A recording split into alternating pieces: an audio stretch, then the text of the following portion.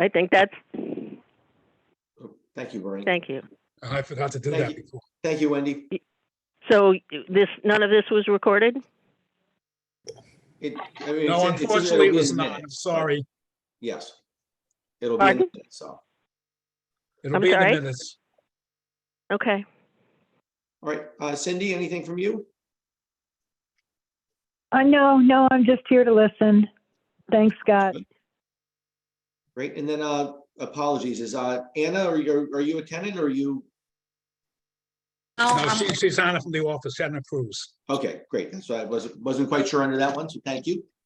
Okay, so that ends the tenant portion, so as we move to, I guess, manager's report. Okay, I can start. I submitted the financials, which, are, continue to be relatively steady. So not a lot of significant change in the month-to-month financials. Excuse me. The big task to complete when it comes to financials is the 2023 budget, which I sent out to you, in draft form. And then I included with the email that went out yesterday, a spreadsheet that is effectively a summary of showing the 2022 actuals, and then our proposed 2023 budget, and then the ability to tinker with the rent amount so you can see the effect. Yeah, I think we should discuss that in the executive session in on more the detail. overall. Sure. So I think in public session, just again, so tenants understand and know, is that, we're in the midst of trying to go ahead and figure out the budget for the project, and for the upcoming year, and that will, right now we're well below what is allowable under rent. We obviously want to make sure that we are as fair as humanly possible to our tenants, but at the same time making sure that we have a viable project that we can actually have maintenance and do stuff, and we've got to at least cover our costs. So that's something we're debating, and we'll continue to debate, and in the near future we'll come to resolution. So just wanted to put that out there publicly. So back under just the fight, for the current situation, I mean, our vacancy report. Sorry, I just opened that up and of course crashed my computer. yeah, so the vacancy report shows that we have, is 5 new vacants since last meeting. So we're back up to 9 vacancies. We are turning many of them over and do have several tenants lined up. You'll see in the notes there our projected move-in dates for the units that we do have ready and those that we're getting ready. But, it's just, kind of chasing the turnover process as well as qualified tenants to get into those units. And it's just our ongoing process that seems to be kind of the norm. It seems as soon as we get a handle on the vacancy, all of a sudden we get a handful of them that leave in a single month, and we're back to where we started again. But Amy and Anna are doing a good job trying to keep up with all that, as are the maintenance guys in terms of the turnover. There's a couple units that were significantly beat down, if you will, that had quite a bit of work needing to be done. And then there are a few that don't need much at all. So we focused on those units that require significant amounts of work. We have one additional that needs a significant amount of work.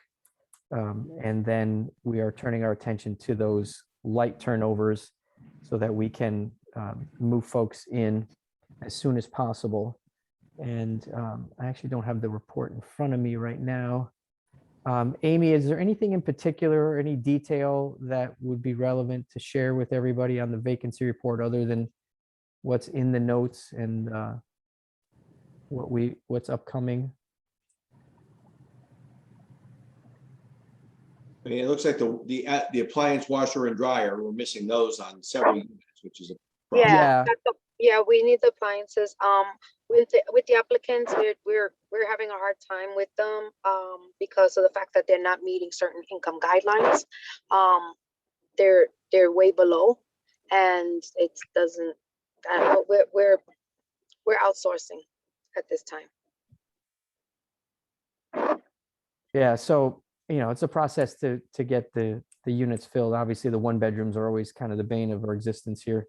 But it's a process trying to get qualified tenants in, get them in timely. But they are working hard on it. The yellow, if you look at the vacancy status report, the yellow highlighted units are the new vacancies since the last report. So you see there are 5 new vacancies since the last report, if you look at that. And how long is our wait list right now? I don't know off the top of my head. Amy, Ann, have you guys looked at it recently? Yeah, we were looking at it today, and I mean, we have quite a few applicants, but then you have people that are just way over income, and then you have people that are way under income. So it's like the process of elimination is pretty much going on, because most people are looking for the low income spectrum of it, the HUD Section 8 portion, and we do not have those type of apartments here. Right. Of the And are you majority, able to- And are you able through a pre-qualification process to get them off the wait list so that they don't clog the works later on? Yeah, so that's what we were doing. We were looking at them today, and we were seeing that majority of them are not meeting the income guidelines. So if they are, they're going to just be sitting there as HUD waits, HUD waiting tenants, as opposed to being tax credits. So once they're not going to be a tax credit, we're just going to automatically, if they're in betweens, like they're too high to be a HUD, but they're too low to be, we're just going to send out notices that they don't qualify. Okay. And in regard to those that are seeking the HUD or the Section 8 units, I'm just not, I don't want to start to, we could pre-qualify like 10 or so at a time. I just don't want to start to incur the expense of running credit reports, and then we don't know how long they're going to be sitting on there. Then we're going to have to run it again.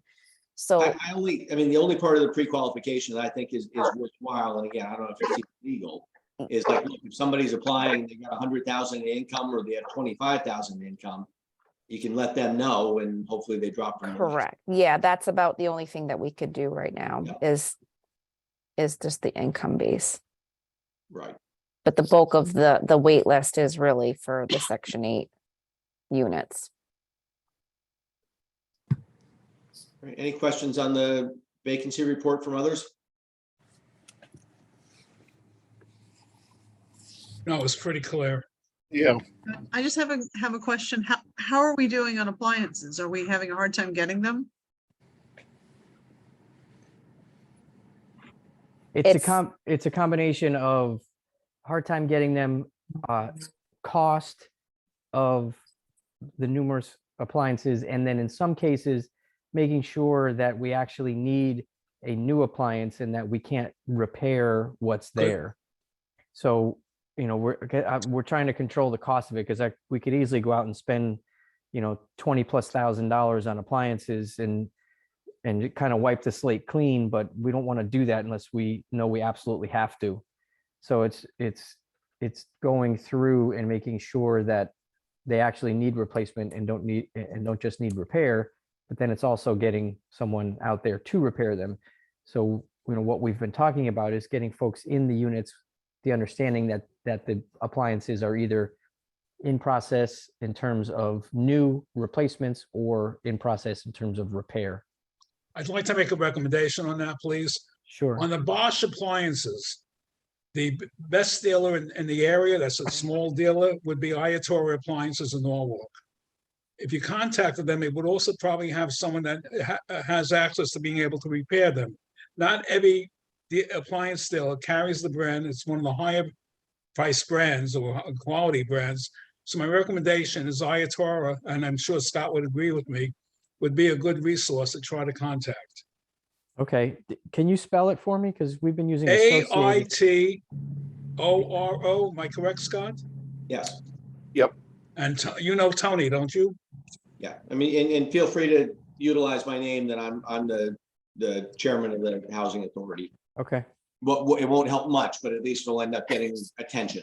Then they'll charge us more. Yeah, right. No, I think that's a great idea, Rick, to look at repair rather than replace. But it's still an expensive proposition. We got kind of stuck. We're having to get ductless dryers, and there aren't too many around, so it makes it more difficult. Right. Right.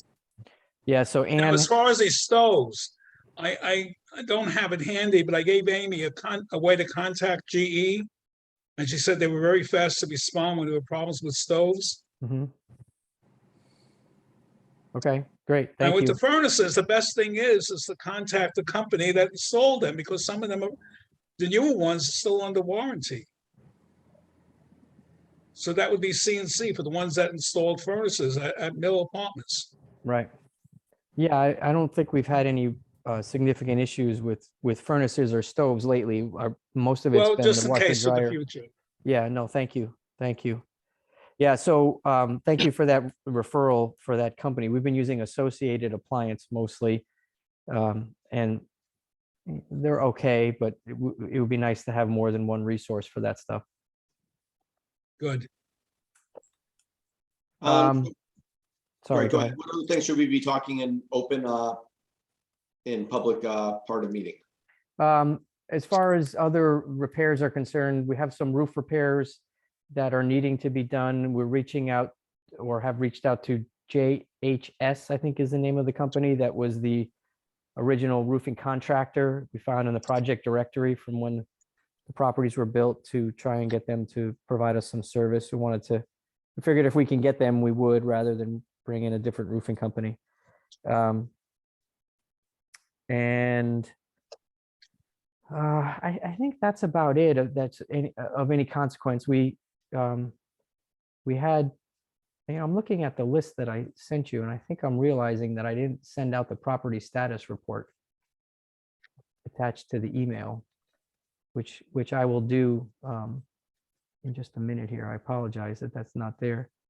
But, went through it on there. We've got a list of tenants who are in the legal process, and, other issues, but there's nothing on there that's unusual or out of the ordinary. I think the biggest things on our agenda to work with the board on are the budget, and then some larger expenditures that we wanted to review with you, Bernie, your CNC maintenance proposal, right?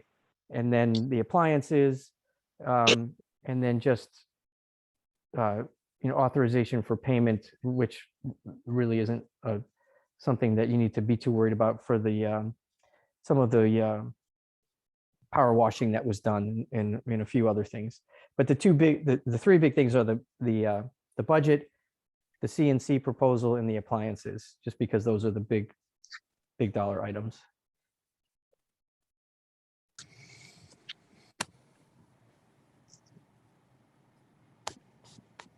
All right, so before we go to a closed session part, is there any other questions for management in open session? All right, is there any other open session business that we should be talking about?